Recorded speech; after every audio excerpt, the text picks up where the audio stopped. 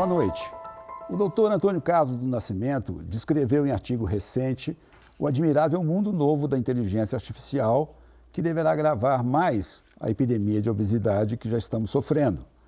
Teremos tempo ocioso, estaremos desempregados e então faremos o mundo engordar.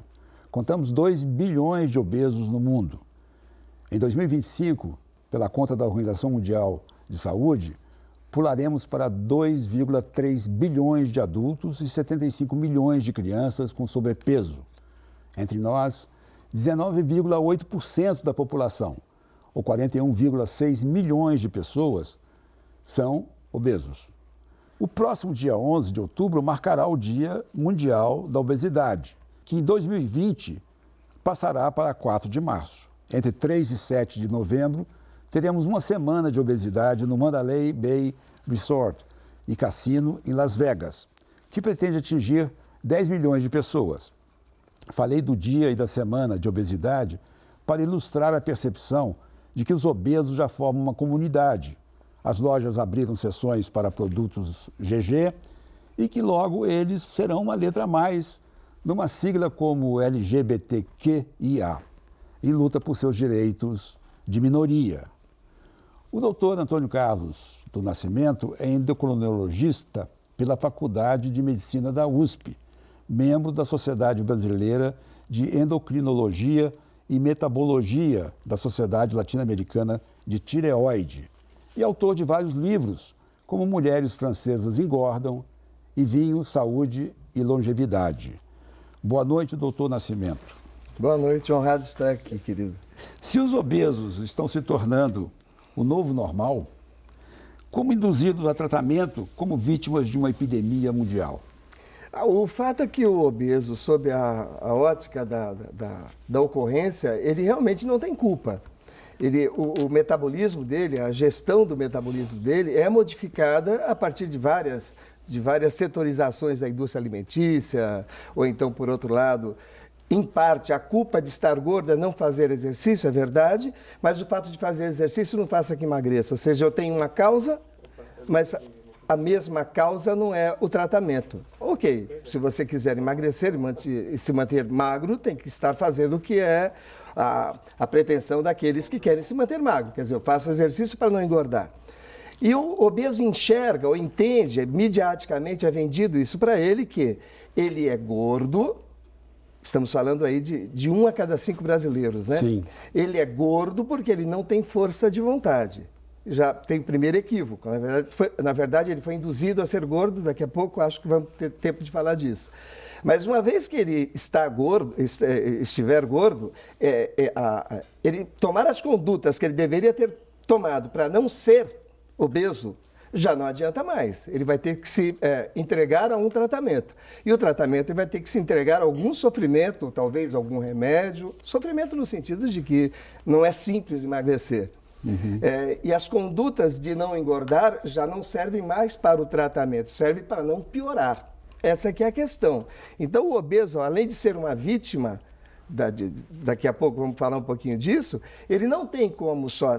retomando o que deveria ter feito anteriormente, ter essa via como tratamento. Não sei se eu fui claro, mas causa é causa, tratamento é tratamento. Foi claro. Eu só queria, para prosseguir, entender se podemos falar em gordo ou, para ficar no politicamente correto, a gente tem que falar de obeso.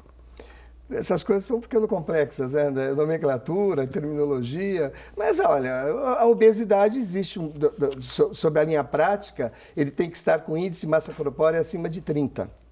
Enquanto, se ele estiver entre 25 e 30, nós chamamos de sobrepeso, né? Denominamos sobrepeso. Acima de 40, nós chamamos de obesidade mórbida. E acima de 50, nós chamamos de superobesos.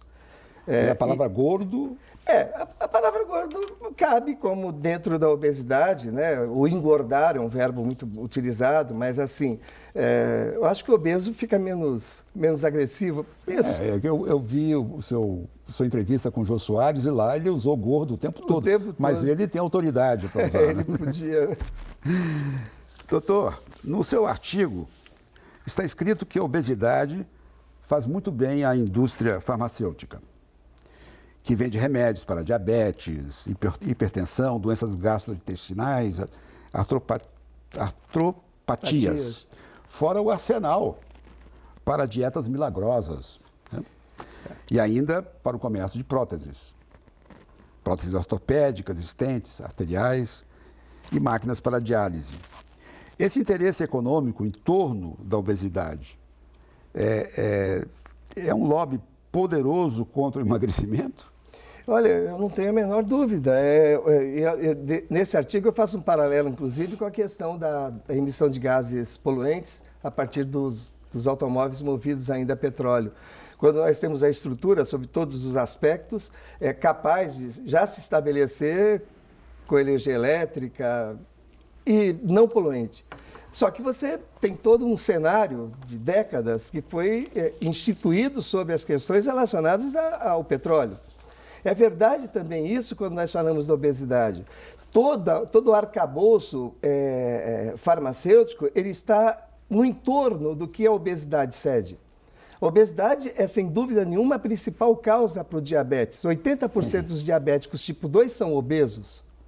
E quando você pensa que o diabetes leva a N doenças, inclusive de maneira muito drástica, de maneira muito intensa, coronariopatias, na verdade, arteriopatias, aí cabe também a coronariopatia, você já envolve o cenário das doenças coronarianas. Quando você entende que a obesidade é mantenedora, precursora, e acho que dá até para dizer que é como se fosse um estímulo para ter hipertensão, você imagina tudo que se envolve com a hipertensão, tudo que se envolve com a doença coronariana, tudo que se envolve com diabetes, com doença renal, com doença articular pelo peso, com doença ocular pelo próprio diabetes. Se você tirar o obeso do cenário, eu nem vou falar de sobrepeso, o obeso do cenário, você causa realmente um grande transtorno na indústria farmacêutica. Bom, eu deixei de fora a indústria alimentícia. E aí temos uma outra história, porque há 100 anos nós não alimentávamos como alimentamos agora. E essas comidas, eu vivi nos Estados Unidos, elas engordam. A população americana, no tempo que eu vivi lá, era muito gorda. Os jornais só falavam disso, eu não sei se a situação melhorou. No Brasil, a gente está seguindo agora essa trilha. Os alimentos, agora, eles não cooperam muito para uma dieta. Sim, e aí que vem toda a questão. Você foi cirúrgico aí aí nós estamos já falando das causas. Quando nós pensamos no obeso, nas causas para a obesidade, nós não temos a menor dúvida que passa pela questão alimentar. Mas muito mais do que isso, passa pela indústria alimentícia, os alimentos processados. É muito provável, e alguns nós já temos certeza, que exista dentro dos alimentos processados substâncias que interfiram na interpretação do nosso senso de fome e de saciedade. E não interferem momentaneamente. À medida que aquele impacto, a constância, a frequência com que é feito a ingesta alimentar de determinado produto que contenha determinada substância, você pode estar mudando para sempre o teu set, o teu setor gestor do que eu devo comer e o quanto eu estou saciado pelo que eu comi. Se você modifica esse setor dentro do teu cérebro, que está em nível hipotalâmico, e é muito provável que seja modificado desde as mais tenras idades, inclusive até dentro do próprio útero da mamãe, de acordo com o que ela tenha se alimentado, ou com as substâncias que ela tenha tido relacionamento, né, no sentido de ou inalatório, ou de ter comido, ou às vezes até um medicamento, pode modificar já dentro do útero da mamãe o centro gestor de fome e de saciedade. E isso faz com que, à medida que o tempo passe, seja estabelecido um novo set, um novo ponto, um novo nível de ingesta alimentar. Eu posso estar me alimentando, que é o que acontece, muito mais do que eu preciso para a sobrevivência. E aí é que a gente sempre tem que entrar nessa história da culpabilização da vítima, onde o obeso é realmente uma vítima. Na verdade, nós não engordamos porque comemos demais. Na maioria das vezes, o que acontece nós estamos engordando é verdade, mas nós estamos comendo demais porque estamos engordando, estamos recebendo ordens para comer mais do que deveríamos comer. Nessa mudança de set que você estabeleceu a partir do meio ambiente. Agora, doutor, eu fui a Paris, recentemente não, no começo do ano, e verifiquei lá que na capital gastronômica do mundo começa a ter espaços em restaurantes para os veganos. O veganismo, que está se tornando um fenômeno agora, como foi a macrobiótica antes, o vegetarianismo antes, o veganismo pode contribuir tirando a causa de engordar que a comida proporciona? O veganismo, na verdade, ele está não se alimentando dos alimentos que têm alguma relação com o animal. Sim. Mas se você comer um alimento vegano, e é possível que seja industrializado, ele pode não estar com nenhum produto animal, está cheio de substâncias que nós chamamos de substâncias que interfiram nessa região gestora.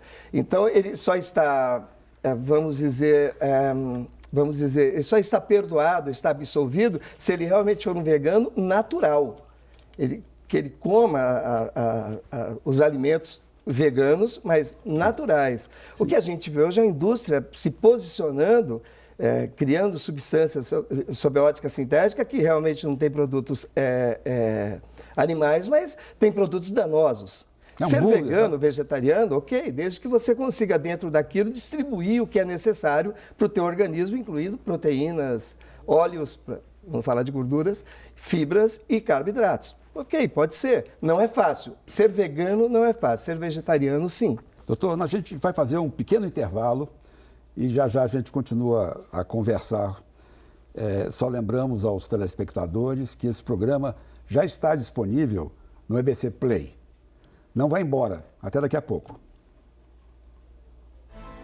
Estamos de volta ao estúdio com o médico endocrinologista, doutor Antônio Carlos Nascimento. Lembramos que você pode assistir este e outros programas a qualquer hora no EBC Play. Doutor, os seus obesos, como em geral o senhor os trata?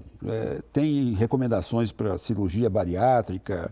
Há novidades no tratamento para o emagrecimento, produtos químicos? Como é que isso? Qual uma atualização que o senhor pode trazer para o programa? Nós estamos falando de obesos, são aqueles obesos já que nós... Índice de massa corpórea é peso sobre a altura ao quadrado, peso em quilos sobre a altura ao quadrado. Então, quando você faz essa conta e passou de 30, nós chamamos de obeso. Entre 30 e 35, grau 1, entre 35 e 40, grau 2, e acima de 40, grau 3, aí vem os obesos, os superobesos, os obesos mórbidos e superobesos. Então, na circunstância do superobeso, a chance, a probabilidade de um índice de massa corpórea acima de 50, você trazer para a linha da normalidade, ela não existe. Nenhum estudo demonstra isso por qualquer caminho. Ah, mas eu conheço, eu sei, eu vi uma pessoa, não importa. A exceção existe para confirmar a regra, eu não vou discutir, ainda que eu nunca tenha visto. Então, um superobeso. Mas ali, enquanto você tem a obesidade grau 1 e grau 2, você tem tempo, você talvez tenha recurso, você pode modificar a conduta, a vida. Quando eu disse que dieta e exercícios não resolvem a obesidade, eu disse que não tratam a obesidade, mas evitam a sua piora. Uhum. Então, o primeiro passo é estabelecer uma linha de conduta. O paciente vai ter que se estabelecer numa situação agora diferente do que ele vinha fazendo. Não importa se ele foi induzido, que é o que eu defendo, que a ciência tem demonstrado, né? Mas quando você tem um obeso, você tem que tratá-lo.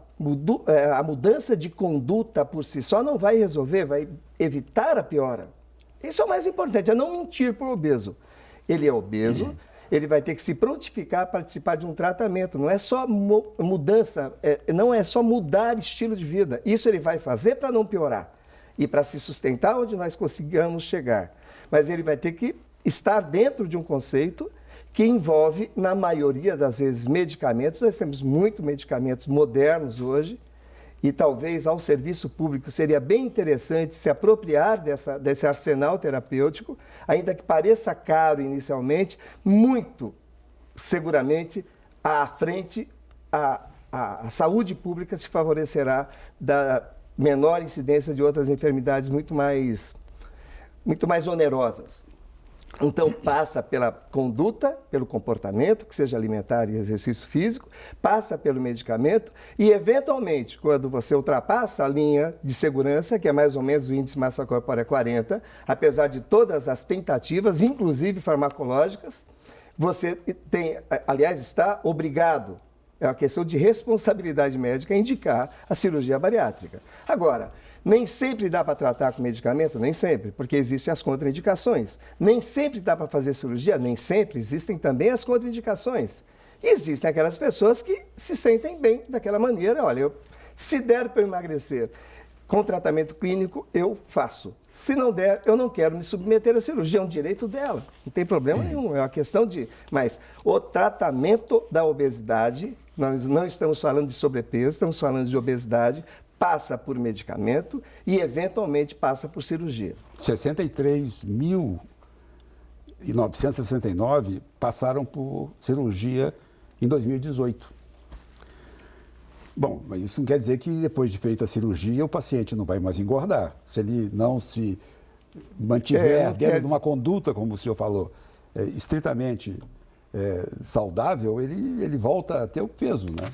Não necessariamente, porque dependendo da cirurgia, a chance, a probabilidade de sucesso com relação à perda de peso é muito grande.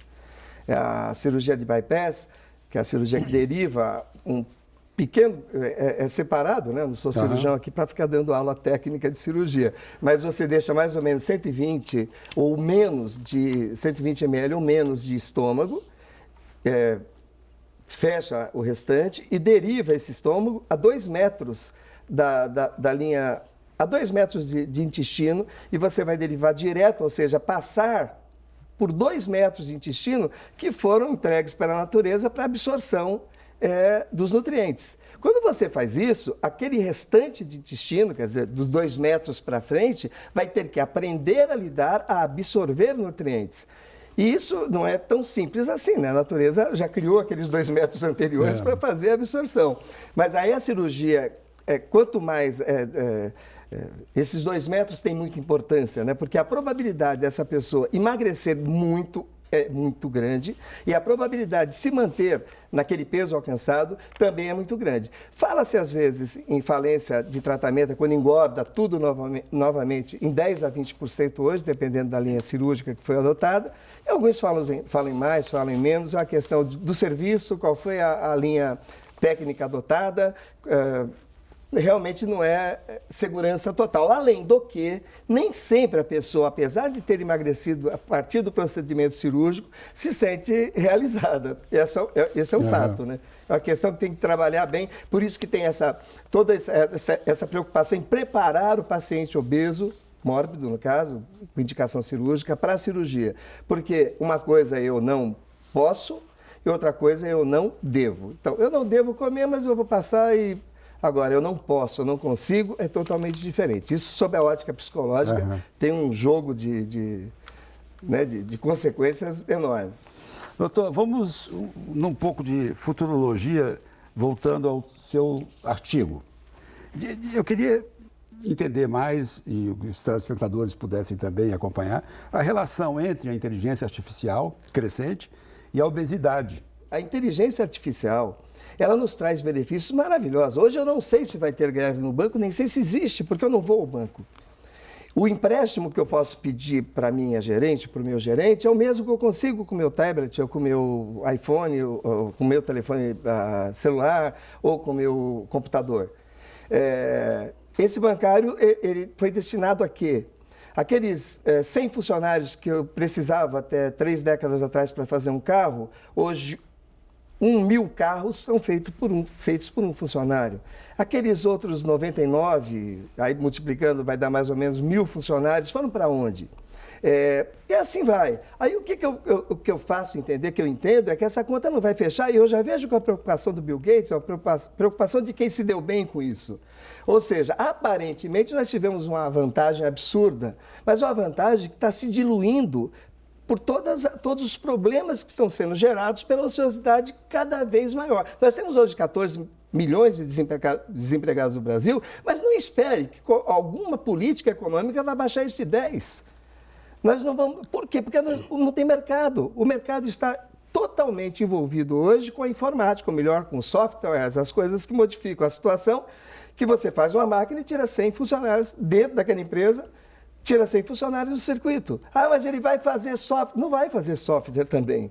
Então, eu li um cientista de Stanford, ele dizia eu estou assim, profundamente preocupado com a naturalidade que todos estão lidando com a capacidade escalonável de produção de qualquer produto e com a necessidade cada vez menos frequente de mão de obra. Ou seja, vai chegar um momento que eu tenho de tudo e não tem ninguém para comprar.